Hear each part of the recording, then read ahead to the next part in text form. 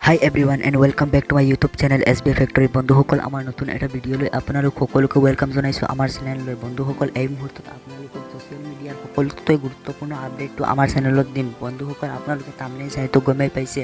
হয় বন্ধুসকল দীপলিনা ডেকাৰ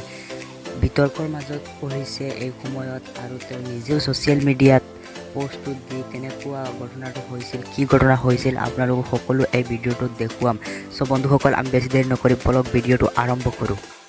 বন্ধুসকল 4-5 দিন আগতে দীপলিনা ডেকাই তেওঁৰ নিজৰ ফেচবুকৰ পেজতে এটা ভিডিও আপলোড কৰিছিল আৰু ভিডিওটোত আমি দেখিছিলোঁ যে ৰংবীৰ সিঙে তেওঁক উইশ কৰি আছিল তেওঁৰ সাকসেছৰ বিষয়ে এই ভিডিওটো ইয়াতে সমাপ্তি নঘটি বন্ধুসকল বহুতে সোশ্যাল মিডিয়াত এই ভিডিওটো আপলোড দিয়াৰ পিছত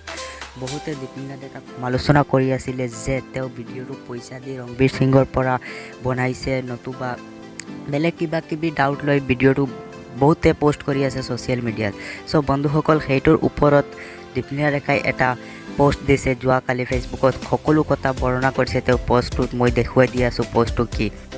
মই আপোনালোকক পোষ্টটো তলমূলকৈ বুজাই দি আছোঁ যদি আপোনালোকে সম্পূৰ্ণ পঢ়িব পাৰে ভিডিওটো পোষ্টপন কৰি পঢ়িব পাৰে নতুবা দীপলিনা ডেকাৰ ফেচবুক পেজত গৈ পঢ়িব পাৰে সো বন্ধুসকল প্ৰথমত তেওঁ লিখিছে তেওঁ এজন সৰু মানুহ তেওঁ ইমান ডাঙৰ মানুহ নহয় আৰু তেওঁ ভিডিওটো ক'ৰ পৰা পালে সেইটো ক'লে তেওঁৰ এজন ফ্ৰেণ্ড হায়দৰাবাদত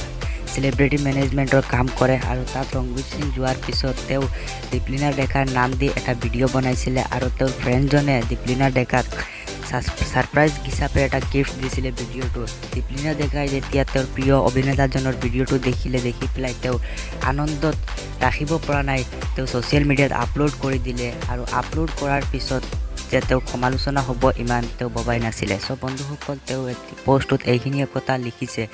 মানুহে এইটো কিবা ভাবি লৈছে বন্ধুসকল সো এইটো লৈ আৰু কি বিতৰ্কৰ কথা আছিলে বিতৰ্ক কৰিব নালাগে এইবিলাকৰ ওপৰত সো বন্ধুসকল আপোনালোকে আই হোপ ভিডিওটো বুজি পালে কিহক লৈ ইমান বিতৰ্ক চলি আছিল সো যদি ভিডিওটো ভাল লাগিছে like comment share and subscribe কৰি দিব আমাৰ চেনেলটো আই হোপ আপোনালোকে ইমান মৰম দিছে আৰু অলপ মৰম দি দিব আশা কৰিলোঁ